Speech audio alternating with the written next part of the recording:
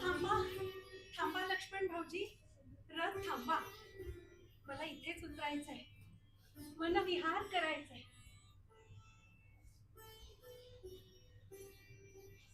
आहा, किती सुंदर, किती सुंदर.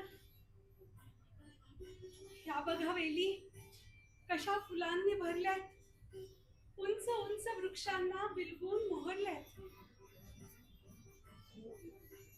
तिकडे ती हरिणी बघा कशी आपल्या पाडसाला गोंजारते आहे.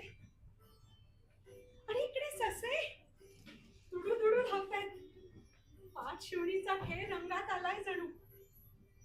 आहा, सृष्टीचं हे असं मनमोहक रूप बघितलं की असं वाटतं जशी मी 14 वर्ष वनात होते तसंच आता वनात विहार करावा. मी पुन्हा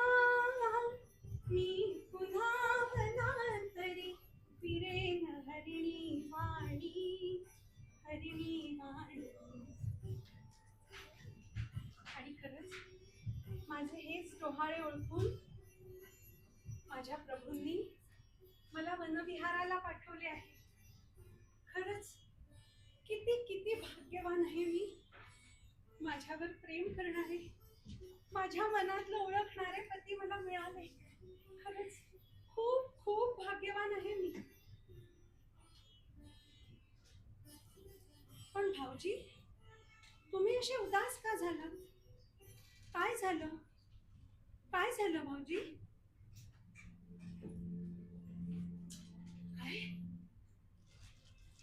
प्रभूंनी मला वनात कायमचं राहायला सांगितलंय?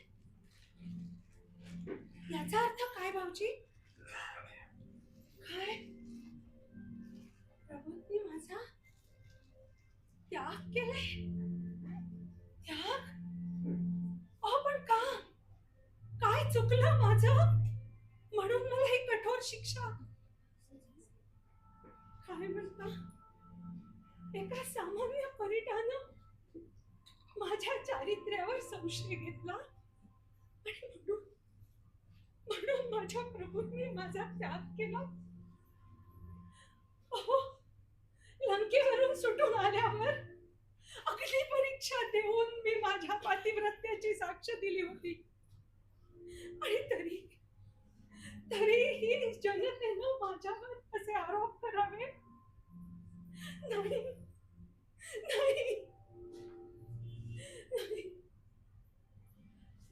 नाही. आणि माझ्या प्रभूंचं काय?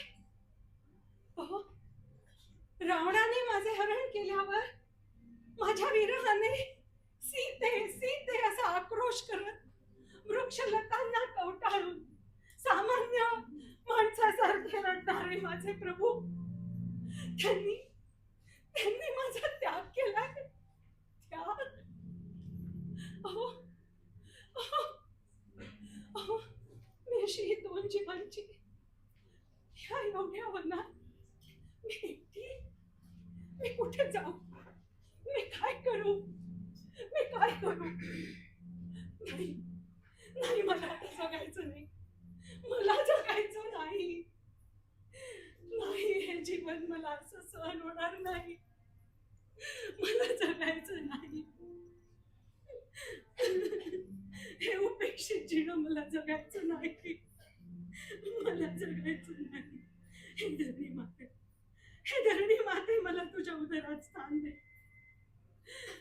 माते, माझा जन्मच तुझ्या उदरातून झालाय. मला तुझ्या उदरात विसावा दे माते, मला तुझ्या उदरात विसावा दे. मला जगायचं नाही.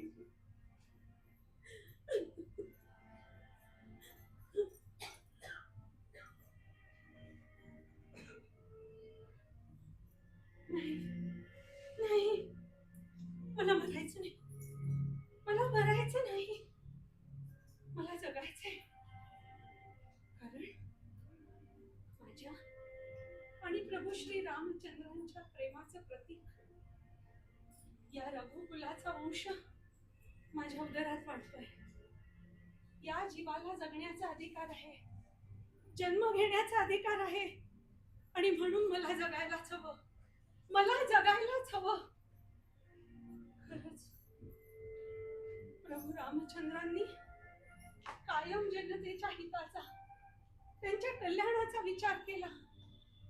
राजाला वैयक्तिक आयुष्य नसतं असा उदात्त विचार करूनच माझ्या प्रभूंनी जीवापाड प्रेम असलं तरी आपल्या पत्नीचा, माझा त्याग केला. त्याग. खरंच किती किती यातना झाल्या असतील त्यांना.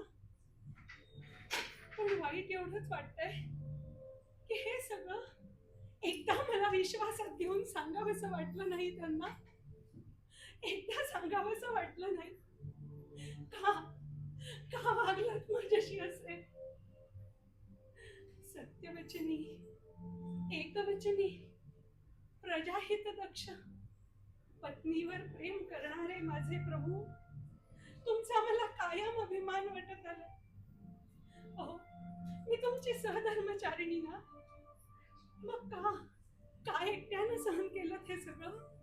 का एकदा विश्वासात घेऊन मला सांगितलं नाही हो तुम्ही? मला एकदा जर का तुम्ही हे सांगितलं असतं तर मी स्वतःहून वनवास पत्करला असता आणि जनतेनं या सीतेचा त्याग बघितला असता. आणि सगळ्यात महत्वाचं, तुमच्या या लाडक्या सीतेवर परित्यक्ता हे दूषण लागलं नसतं. परित्यक्ता. आई, आता काय जग मला परित्यक्ता म्हणून ओळखणार नाही. नाही. खरंच काय दोष होता माझा या सगळ्या? काय दोष होता माझा? मला उत्तर हवंय. हे राम राया, मला उत्तर हवंय. हे प्रजाजन हो, मला उत्तर हवंय.